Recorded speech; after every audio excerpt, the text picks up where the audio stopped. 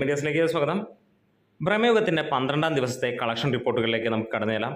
471 ഷോകൾ ട്രാക്ക് ചെയ്ത് കഴിഞ്ഞപ്പോൾ 15,000-ന് മുകളിൽ ആളുകൾ കണ്ട് 14% ഒക്യുപ്പൻസിയിൽ സിനിമ ഇതുവരെ നേടിയിരിക്കുന്നത് 24 ലക്ഷത്തോളം രൂപ. അതായത് ഒരു 35-40 ലക്ഷം രൂപയാണ് മാക്സിമം ഈ സിനിമയ്ക്ക് വരുന്നത്.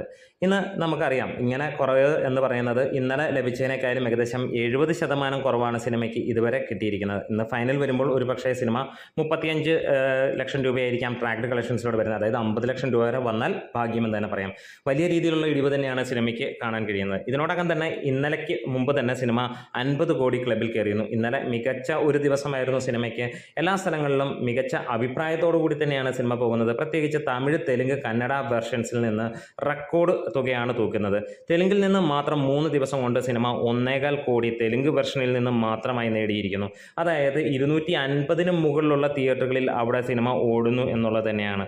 ഇവിടെ ഒരു മലയാള സിനിമയ്ക്ക് ലഭിക്കുന്ന ഏറ്റവും മികച്ച കളക്ഷനാണ് സിനിമയ്ക്ക് ലഭിച്ചിരിക്കുന്നത്.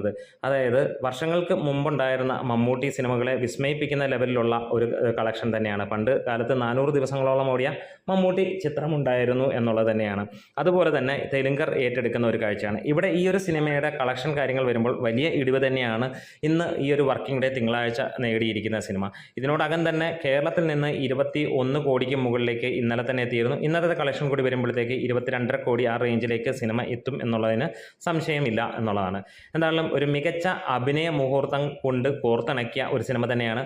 മമ്മൂട്ടിയും കൂടെ അഭിനയിച്ച സിദ്ധാർത്ഥ് ഭരതനും അതേപോലെ തന്നെ നമുക്ക് കാണാൻ കഴിയുന്നു അർജുൻ അശോകനും അതിഗംഭീരമായിട്ടുള്ള പ്രകടനമാണ് ഈ സിനിമയിലൂടെ നൽകിയിരിക്കുന്നത്. സമീപകാലത്തെന്നല്ല മലയാള ഫിലിം ഇൻഡസ്ട്രിയുടെ ചരിത്രത്തിൽ തന്നെ ഇത്ര മനോഹരമായിട്ടുള്ള ഒരു സിനിമ വിരളം എന്ന് തന്നെ പറയാം. എന്താണെങ്കിലും 2000-ന് ശേഷം ഒരു നടൻ്റെയും ഇമാതിരി ഒരു ഗംഭീര സിനിമ വന്നിട്ടില്ല. മമ്മൂട്ടിയുടെ ആ ഒരു കരിയർ ബെസ്റ്റ് മൂവി എന്ന് തന്നെയാണ് നമുക്കിതിനെ വാഴ്ത്താനുള്ളത്. ആ റേഞ്ചിൽ തന്നെയാണ് സിനിമ കാണുന്നത്. വിദേശ രാജ്യങ്ങൾ ഉൾപ്പെടെ സിനിമയ്ക്ക് മികവ് തന്നെയാണ്. എന്തായാലും വരുന്ന ആഴ്ചയോടെ സിനിമ 65 കോടിയിലേക്ക് എത്തും എന്ന് തന്നെ പ്രതീക്ഷിക്കാം. നമ്മുടെ വീഡിയോസ് ഇഷ്ടമായെങ്കിലും സപ്പോർട്ട് ചെയ്യണം. Great medias.